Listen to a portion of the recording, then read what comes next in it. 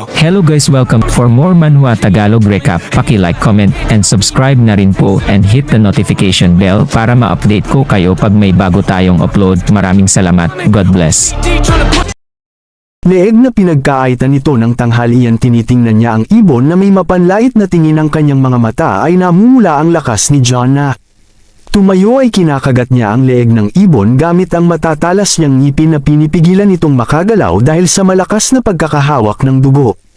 Halos tamaan siya ng mga tumalsik sa mata, kumalas siya sa pagkakahawak at itinapon ang patay na buwitter sa lupa ng ibon. Dugo ang nagpapasuka kay John, hindi niya nagustuhan lahat ng zombie agad na tumalikod at kahit sa mukha nila kaya mo.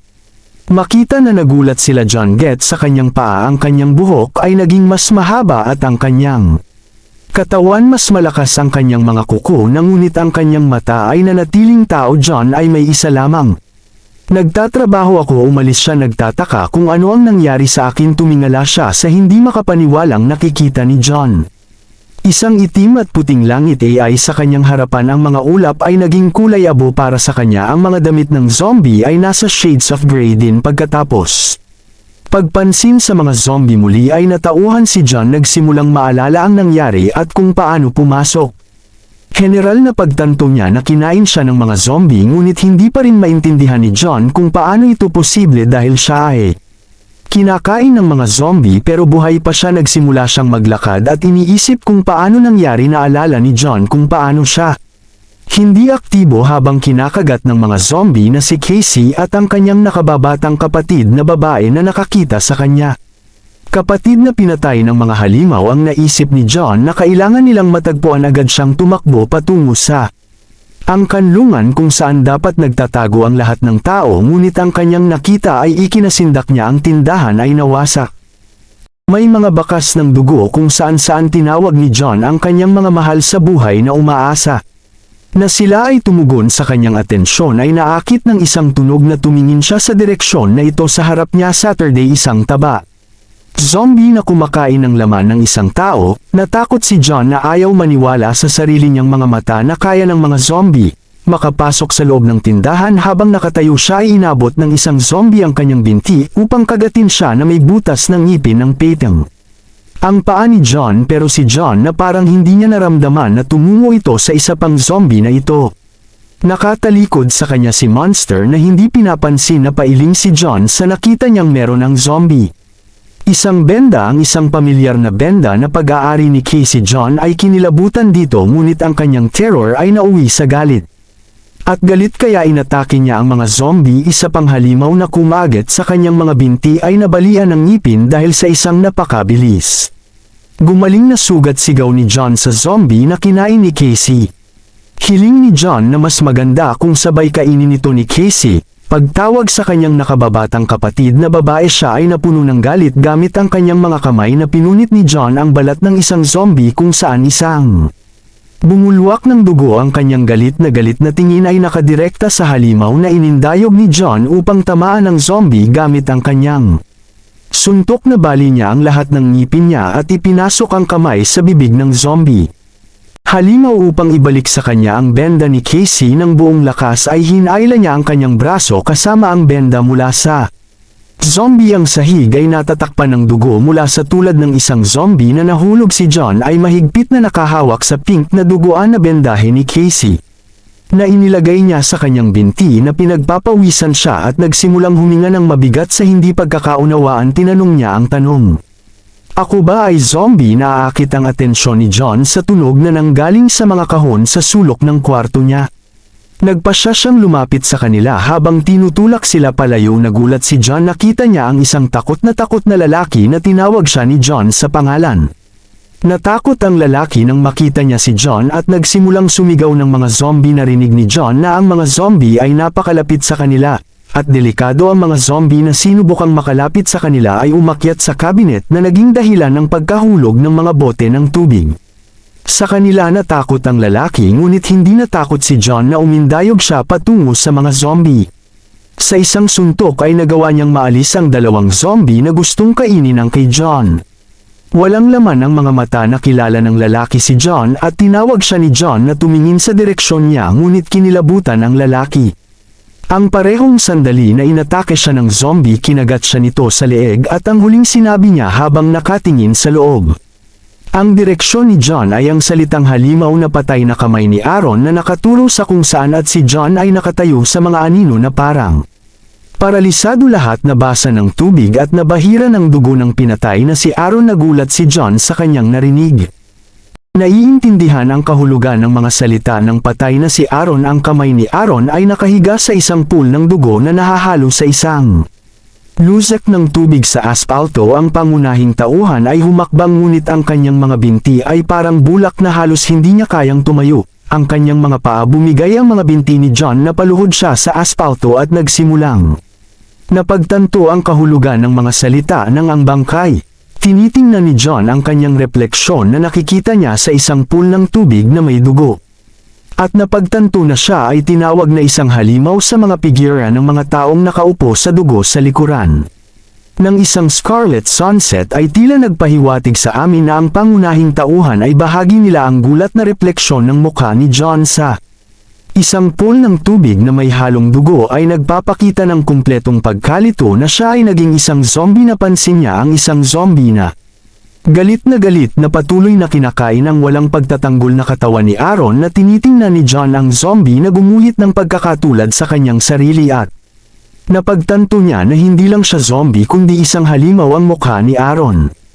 Isang ngisi ng tahimik na scream at ang kanyang malasalaming hindi nabuhay na mga mata, kung saan ang refleksyon ni John ay nakikita si John na may matalim na pagbuga. Ay napagtanto sa kanyang sarili na ang lahat ay hindi pa rin masama at maaari pa niyang isipin sa ngayon. Ang isang sigaw ay narinig mula sa supermarket. Ang mga zombie na likas na lumingon sa screen na nakahawak sa kanyang ulo gamit ang kanyang mga kamay. John sigaw sa tuktok ng kanyang boses, isang lumilipad na cylindrical na bakal na dumidikit sa bakal na patpat. Lumipad papunta sa kanyang ulo at tinamaan siya mismo sa likod ng ulo mula sa isang malakas na suntok. Nagsimulang mawalan ng malay si John. Nakapikit siya ay nakahiga na walang malay sa tabi ng isang patpat na bakal na nilalapitan ng ilang kumpanya. Tinatalakay kung anong uri ng mga zombie ang maingay. Ipinatong ni Clint ang kanyang paa sa ulo ni John at ipinaalam sa iba na maaaring patay na si Michael. Ay nakipaghiwalay at binasag ang ulo ng isa sa mga zombie gamit ang isang gawang paniki, habang si Clint ay bumababa sa walang malay na katawan ng pangunahing tauhan. Na itinali ni Clint ang mga bukong-bukong ni John ng isang regular na lubid na huminto sa mga alikabok. Off ang kanyang mga kamay pagkatapos ng trabaho, tapos at sabihin sa iba na huwag madala kung hindi sila ay mabilis na maubusan. Singaw at wala silang silbi. Hinawakan ni Michael ang nakagapos sa mga paa ni John. Kinaladkad ni Michael ang pangunahing tauhan patungo sa paglabas. Ay ipinakita sa amin ang isang nakaparadang truck sa isang saradong tindahan. Hinagis niya si John sa likod ng isang nakaparadang sasakyan. Nagsisinungaling ang pangunahing tauhan sa isang tumpok ng mga zombie at may nagulat na si John ang huling umalis. Si Clint sa silid. Ang iba ay nagsimulang magtipon at may nagbigay ng utos na iwanan ang pangunahing karakter na nakahiga na walang malay kasama ang iba pang mga zombie na nakatali sa bumper ng truck. Ay isinabit ni Clint ang metal stick sa kanyang balikat at ngumisi papalapit sa truck na nilingan ni Clint ang natitira sa mga guys, at napansin na ang catch ngayon ay mahusay na ang kotse ay umalis at nagsimulang makakuha ng mas bilis. Johns bumaba ang katawan at kinaladkad sa likod ng sasakyan. Pagkatapos ng lahat ng gawaing ginawa ay hinayaan ni Clint ang kanyang sarili na magpahinga ng kaunti at sumakay. Ang kotse na nakapikit ay sumisigaw ng kanyang mga kamay habang ang pangunahing tauhan ay walang malay na sandali mula sa kanyang buhay kumislap sa harap ng kanyang mga mata. Naalala niya ang isang sandali bago siya naging zombie, bungad ni John ang kanyang mga mata at hindi maintindihan kung nasaan siya. Umupo siya sa kama at inilibot ang tingin sa silid kung saan siya ang pangunahing tumingin. Si character sa isa pang kwarto habang tinatawag ang kanyang mga magulang. Tumingin siya sa kusina. Walang tao doon, kundi doon ay isang palayok na walang takip sa kalan kung saan nagmula ang kaaya-ayang amoy na yon. Pumunta si John sa palayok at nagpas siyang tingnan kung ano ay napakabango doon. Sa isang kasirola mukhang malambot na karne ay niluto na sa kalaunan ay magiging sopas ang pangunahing karakter na hindi sinasadyang nilamon mula sa paningin at amoy. Sa isang sulyap lang gusto niyang kainin si John ay tumingin sa kaldero. na may nabighani na mga mata na hindi inaalis ang tingin sa karne ang mismong kamay na parang. Ang pamumuhay sa sarili nitong buhay ay umaabot sa kawali na hindi pinapansin ang katotohanan na mainit ang sabaw sa kaldero. Biglang inilagay ni John ang kanyang kamay sa mismong kaldero at kinuha ang karne sa mga kamay ni John na basa mula sa init. May mga piraso ng masarap na karne ang kanyang mga mata. Naging baliw ang mga pupils na pinaliit ang kulay ng kanyang mga mata. Si John na parang nagsimulang kumain ng karne na parang hayop. Ang nanay na pumasok sa silid at tiningnan ang kanyang anak na nakaupo sa kanyang mga tuhod sa harap ng hurno at tinawag siya John na tumigil sa pagkain ng karne. Hindi sa pag-asang tatawaging hitik at nagsimulang lumingon sa kanyang ina. Ang hitsura ng pangunahing tauhan ay nakakatakot. Dahil gusot niya ang buhok at mukhang nalilito ang mga mata na parang puno ng mga kuko ng dugo na parang nakikita ng isang mandaragit na ina. Hindi nakilala ng buong larawan ang kanyang anak sa lahat ng kanyang nakita at sumisigaw sa tuktok ng kanyang boses na parang zombie. Pagkagising ay natauhan siya at nakaramdam siya ng sakit mula sa larawang nakita niya na lumitaw sa kanyang harapan ang pangunahing tauhan. Naiinis siya na paatras siya ng konti at hindi na natauhan nakahiga ang kapatid niyang puno ng dugo na nagsasabing.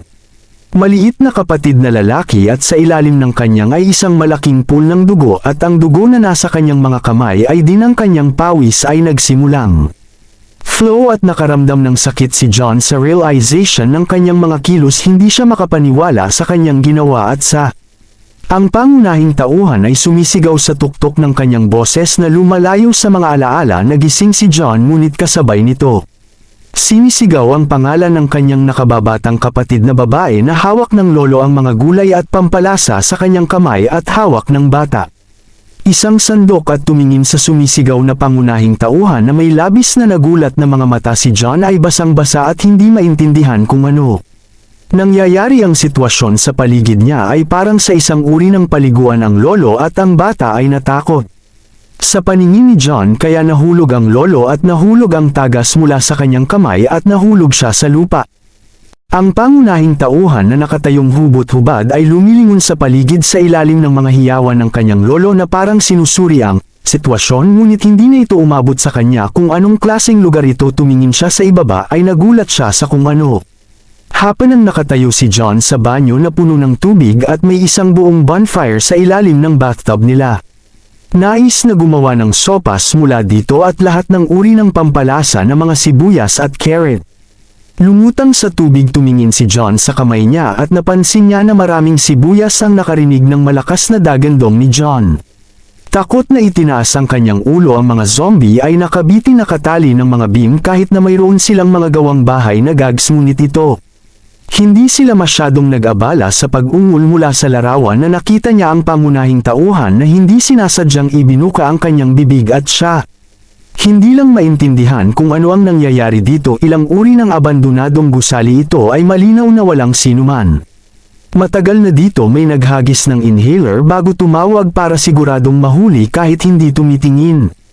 Ang direksyon ng lumilipad na inhaler ay madaling nasalo ni Clint sa harap mismo ng kanyang mukha. Nakatayo si Clint na may inhaler sa kanyang mga kamay at sa likod niya ang mga rebeldeng lalaki ay sumisigaw sa mga salita na dati nilang binibigyan ng 5 pira-piraso at ngayon ay isa na lamang ang kinatatayuan ni Fred. Diniin ni Clint ang kanyang mga kamay at tumingin pababa sa iba na parang inilalagay ang sarili sa itaas nila at inaayos ni Leo ang kanyang salamin.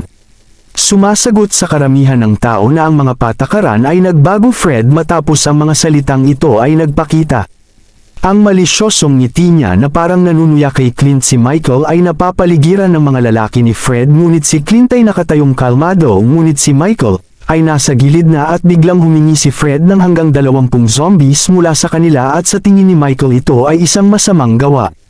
Nakatayo sa kanang bahagi ni Fred, Leo ay nagsimulang tumingin sa kanila mula sa ilalim ng kanyang salamin na nagpapakita ng kanyang maliwanag na kulay ng trigo. Mata at ipinaliliwanag na ang gamot sa kasalukuyan ang pinakamahirap na yaman at kung hindi siya mag-iipon ay gagawin niya. Wala akong nakuhang kahit ano. Medyo napagod na si Clint sa topic na ito na nakatayo at pinaikot-ikot ang buhok niya na Snow White. Hintutulong niyang ngumiti at hiniling sa kanila na itigil ang pagsisinungaling. Si Fred ay nakatingin sa larawang ito ng galit na galit at si Clint ay may kasamang bahagyang ngiti sa kanyang mukha habang nakapikit ang kanyang mga mata na nakatayo sa paikat-ikot na isang kulot sa kanyang daliri at si Fred ay nagtanong ng naguguluhan na magsinungaling. Nakatayo si Fred sa saradong posisyon habang inilagay ni Clint ang kanyang bakal na tubo sa kanyang balikat at sinabi sa kanila na narinig niya. Lahat Clint's biglang nagbago ang mukha nito na galit at doon ay isang sinister aura mula sa kanya at sinabi niya. Alam kong gusto mo kaming linlangin ng pariralang ito ang nagdala kay Fred sa kanyang kumukulo na halos sumabog sa hiyaw na sinabi niya. Yes, ang lakas ng loob mo Clint, sinasabi na asar na siya sa kanya tangalin at hinampas ng kanyang tubo si Fred. Hindi inaasahan ng mga tao ni Fred ang ganitong pangyayari na wala pang nang-ahas na salakayin ang kanilang amo. Natakot ang mga tao ni Fred pagkatapos ng mga salita ni Clint at isa sa kanila ang sumigaw na huwag lumapit kung hindi ay papatayin ka namin ng buo. Nahuli ng koponan ni Fred ang kanilang mga sarili at nagpas siyang tumawag sa kanya ngunit tila walang makagalaw sa lahat. Nakatayo sa paligid niya at si Fred na parang nakayuko ng bahagya hinawakan ang ulo niya gamit ang kamay kung saan tinamaan ang suntok. Mas malapit sa templo umakyat sa langit ang galit ni Fred at namumula ang kanyang mga mata. At isang kaawa-awang tuta ang tumutunog sa nagngangalit na mga ngipin sa galit na ginawa ni Fred para sa isang suntok. Ang kanyang mga mata ay pumuti at siya naghahanda para sa isang suntok na sigaw sa direksyon ni Clint na tininaan ng kamao ni Fred. Ang hindi maalab na si Clint na gumawa ng incline without any problem. Biglang hinawakan ng mga kamay ni Clint at pinisil ang balikat ni Fred. Tinulak ni Clint si Fred. Walang kahirap-hirap na pinaharap muna siya sa sahig si Clint na ang anino ay galing sa kanya. Bumagsak ang buhok sa kanyang mga mata ngunit isang nagniningas na pulang mata ang nakikitang umindayog sa kanyang bakal na tubo. Kay Fred na nakadapa na nakatayo sa harapan niya ang maitim na figure ni Clint na nakumpleto ang suntok gamit ang bakal na tubo. Sa ulo ni Fred sa isang pulang background ang mga tao ni na Fred at Leo ay tumingin sa gulat sa walang malay na pagbagsak ng katawan ni Fred pagkatapos na